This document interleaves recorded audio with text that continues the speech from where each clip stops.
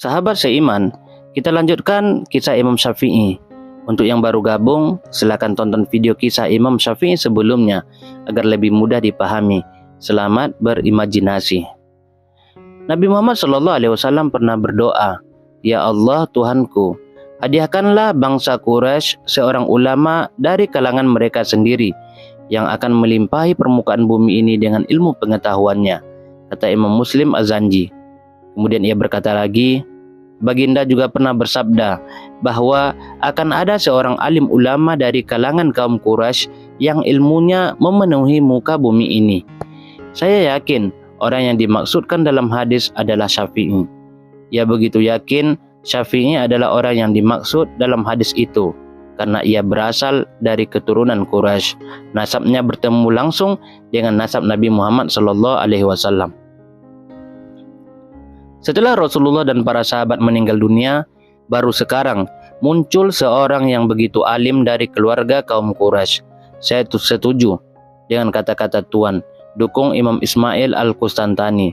Ia dilahirkan untuk menjadi seorang ulama yang hebat. Sejak berumur 9 tahun, sudah menghafal Al-Quran. Kemudian ia juga menghafal ratusan hadis.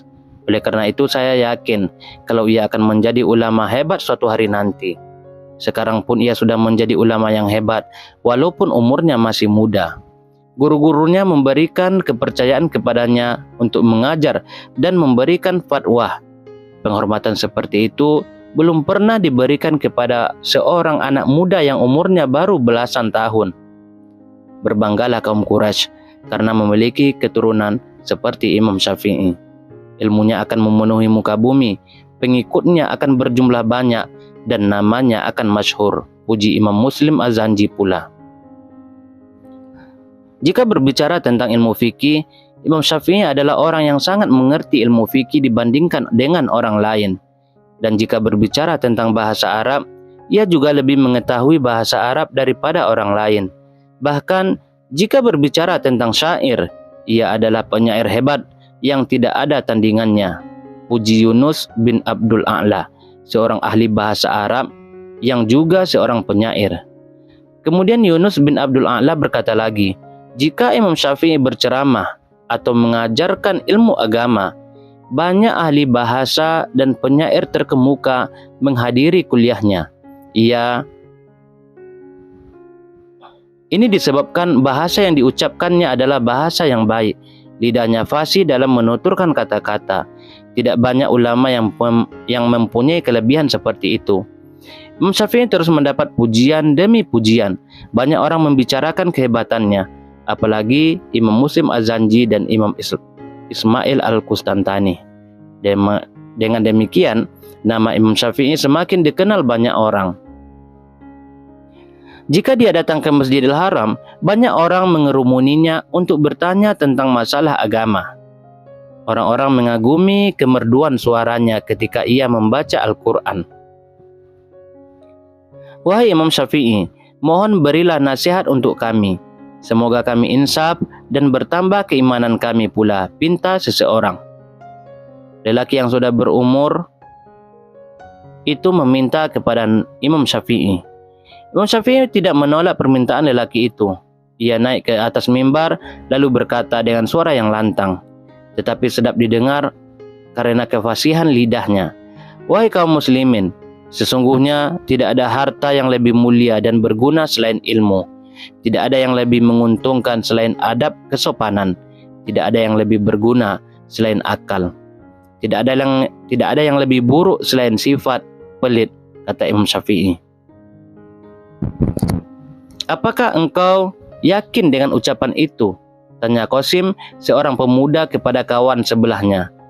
Imam Syafi'i telah mengamalkan apa yang dikatakannya. Ketika orang lain sibuk mengumpulkan harta, ia memenuhi dadanya dengan ilmu. Adab kesopanannya tetap terjaga, walaupun ia disukai banyak orang.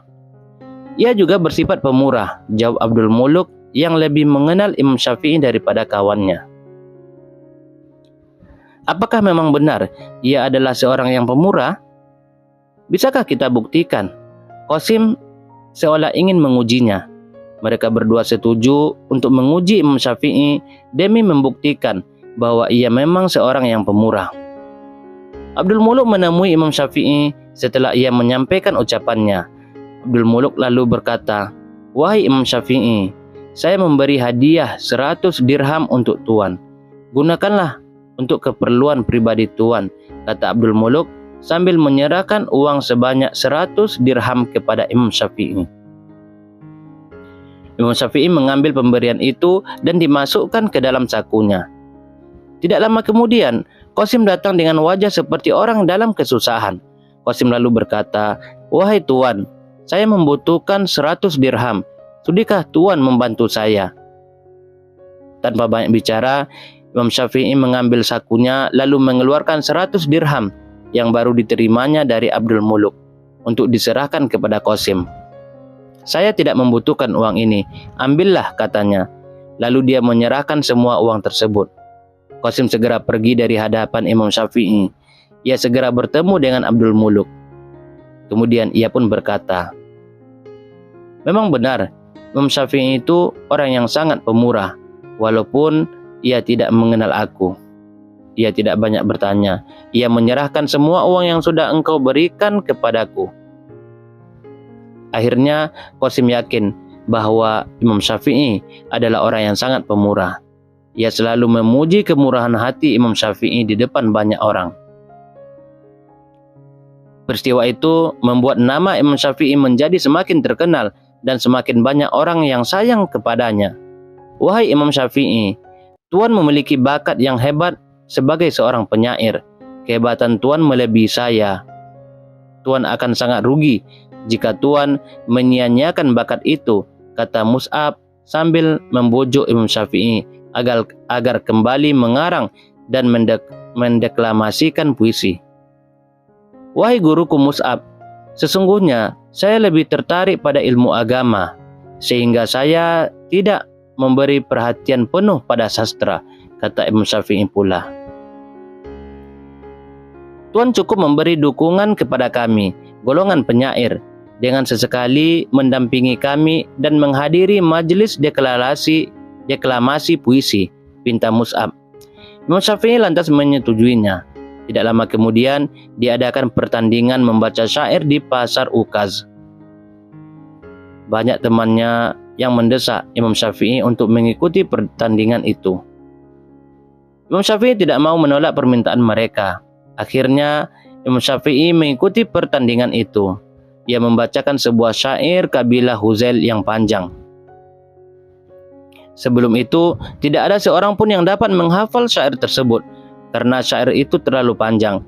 Namun, Imam Syafi'i dapat menghafalnya tanpa kurang sepatah kata pun. Akhirnya, ia menjadi juara dan mengalahkan gurunya Mus'ab. Imam Syafi'i mendapat hadiah berupa uang dan pakaian yang mahal. Tetapi semua hadiah itu diberikan kepada teman-temannya yang memerlukan. "Saya mengikuti pertandingan ini bukan ingin merebut hadiahnya, tetapi sekedar memenuhi permintaan kamu," kata Imam Syafi'i. Karena kehebatannya, ia menjadi tempat rujukan penyair yang ingin mengaji puisi Arab, terutama puisi kabilah Huzail. Namun, minat Imam Syafi'i adalah mempelajari ilmu agama. Pagi itu, Ummu Habibah merapikan rumah. Ia masuk ke dalam kamar Imam Syafi'i. Di dalam kamar itu ia menemukan banyak barang yang tidak berguna. Kamar itu penuh dengan timbunan tulang, kulit kayu, pelepah kurma, dan kertas lusuh. Ia merasa sangat kesal melihatnya. "Wahai anakku, sesungguhnya kebersihan adalah sebagian dari iman. Mengapa kamarmu penuh dengan sampah yang berserakan? Lebih baik kamu segera membersihkan kamarmu dan bakar saja semua timbunan tulang, kulit kayu, dan kertas lusuh itu," kata Ummu Habibah. "Bundaku, ini bukanlah sampah. Ini adalah ilmu yang saya pelajari. Saya menulis pada tulang, kulit kayu, pelepah kurma, dan kertas-kertas lusuh karena tidak mampu membeli buku catatan," kata Imam Syafi'i pula. "Ilmu yang telah engkau pelajari itu seharusnya disimpan dalam ingatan, bukan dalam kamar tidur," kata Ummu Habibah. Kata-kata ibunya itu membuat Imam Syafi'i sadar. Ia pun menghafal semua catatan itu satu persatu hingga semua dihafalnya. Kemudian barulah ia membakarnya satu persatu hingga tidak tersisa. Wahai bunda, mulai hari ini semuanya sudah saya pelajari dan akan disimpan di dalam kepala, janji Imam Syafi'i. Sejak saat itu, ia tidak lagi mencatat ilmu yang dipelajarinya. Ia selalu menghafalnya untuk disimpan dalam ingatan. Ia dapat melakukannya karena dianugerahi daya ingat yang luar biasa. Dapat mengingat semua yang telah diajarkan oleh gurunya, satu demi satu tanpa ada yang terlupakan. Wahai sahabatku Imam Syafi'i, kita telah sama-sama mempelajari ilmu agama hingga menjadi lebih pandai. Akan tetapi, apakah engkau tidak sadar kalau kita tidak mengerti dalam satu bidang yang sangat penting dalam kehidupan kita sebagai seorang lelaki? Kata Khalid dengan gaya seperti sedang bermain teka-teki. Bidang apa lagi wahai sahabatku Khalid? Tanya Imam Syafi'i sambil memandang wajah Khalid. Ilmu peperangan. Bukankah ilmu tersebut adalah bidang ilmu yang sangat penting untuk kita pelajari?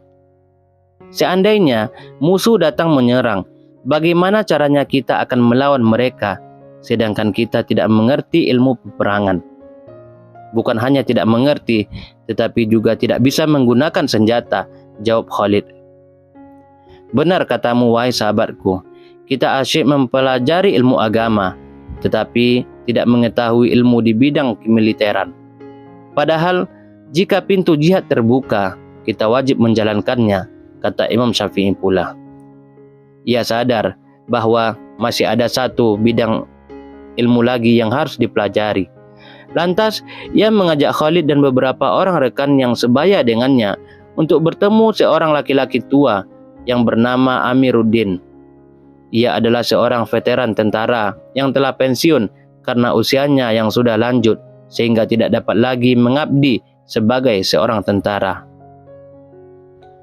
Orang tua itu tidak keberatan mengajarkan ilmu peperangan dan penggunaan senjata kepada anak-anak muda tersebut. Imam Syafi'i mempelajari ilmu peperangan itu dengan bersungguh-sungguh. Selain ilmu peperangan, mereka juga diajarkan menggunakan senjata. Akhirnya, Imam Syafi'i pun mahir memanah. Setiap kali melepaskan anak panah, pasti tepat mengenai sasaran.